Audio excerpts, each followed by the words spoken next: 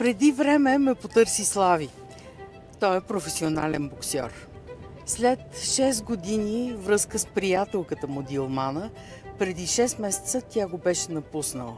Беше напуснала и общия им дом, и въобще решението изглеждаше категорично. Въпреки това се опитах да им помогна. Всичко започна с един букет.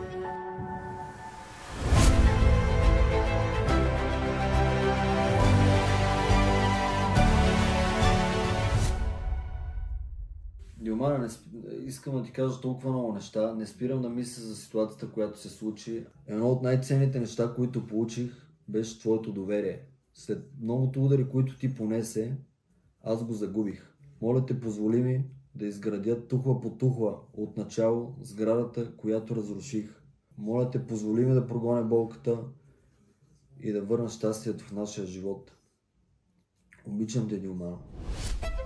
Въоръжена с това послание на Слави, се отправих към работното място на Дилмана. От нея чух почти същата, но много различна история на тяхната раздяла. Отцветена от чувствата и на обиден и на ранен човек.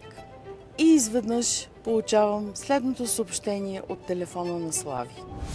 Наталя, здравей! Благодаря ти за пореден път за всичко, което направи за мен. И искам да покажа моята Валентинка. Здравей! Ти си посланник на любовта и искаме да ти кажем още нещо, че ти си посланник и на нашата любов. Ще имаме бебе! И вие изразете истинските си чувства още сега. Резултатът може да закъснее, но винаги ще ви открие.